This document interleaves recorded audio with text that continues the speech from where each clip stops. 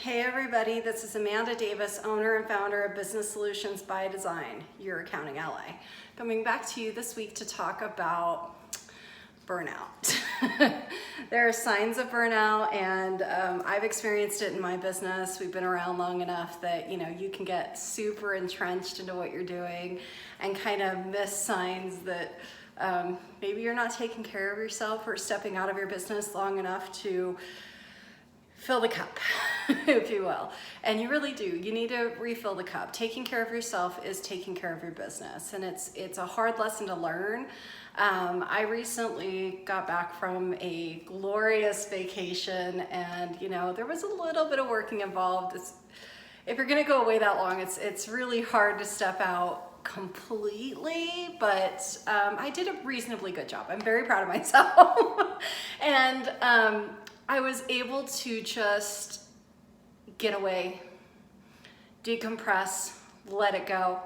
And when I came back, I was tired. I slept a lot. I'm just gonna be clear, like sleeping a lot, and I was still in vacation mode. I was having trouble getting traction.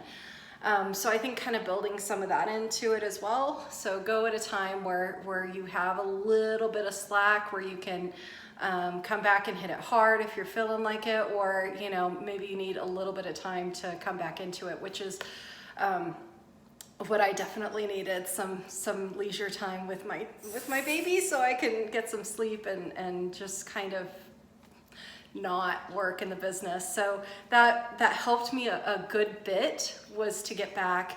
And now I'm looking at things coming back into it, and I'm feeling great. I'm rested. I've got this great vacation behind me, and I got a lot out of it. I got to hang out with some amazing people, and now I'm back and I'm looking at everything that still needs to be done for the business. I'm planning some strategy, lots of cool stuff, even the day-to-day, and I'm just getting more and more excited about how we're going to go about some of these things. What are the solutions? What options are on the table? How can we approach it? All of that good stuff. So I'm feeling much more capable of handling it at this point than I ever have. So I'm excited that I get to come back and do everything, and that's kind of what burnout is. And I'm feeling resolved as well, personally, to do things that get me away from my business.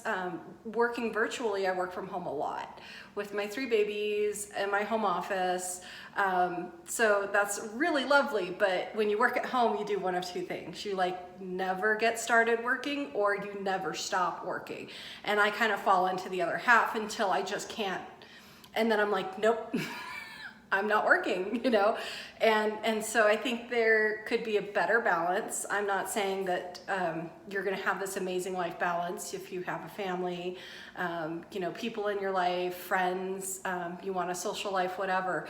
There's some things that you need to step back from and really understand the priorities. So doing things that are healthy for you, if you're stressed out and you're worried about things, you may go to habits and traditions that may not be so good for your physical and mental well-being. So if you're gonna do self-care, you kind of need to run towards the things that are gonna be helpful, like get out in nature, take a walk. I have 3 dogs, so I should be doing that more, right? That kind of fits into what I need to be doing.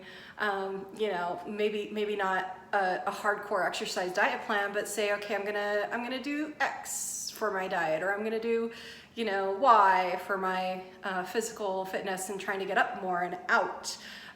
Maybe it's getting and hanging out with friends and family instead of saying no all the time, which is kind of what I tend to do because I'm working, I've got a lot of stuff going on, or I'm just flat tired and done. I can't. And so that happens too. So I'm trying to figure out baby steps, small things. If you're going to create a habit, it's these small, diligent steps that you take over time, and you start incorporating something, and once you do it for long enough, then it becomes easy to do. It's part of your life.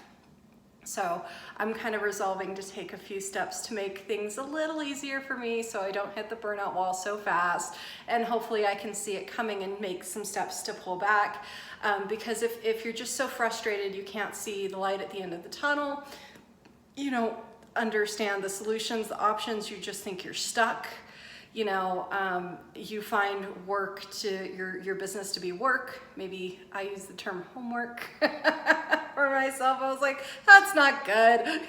I should be excited about what I'm doing because it's going to grow the business. It's going to help people.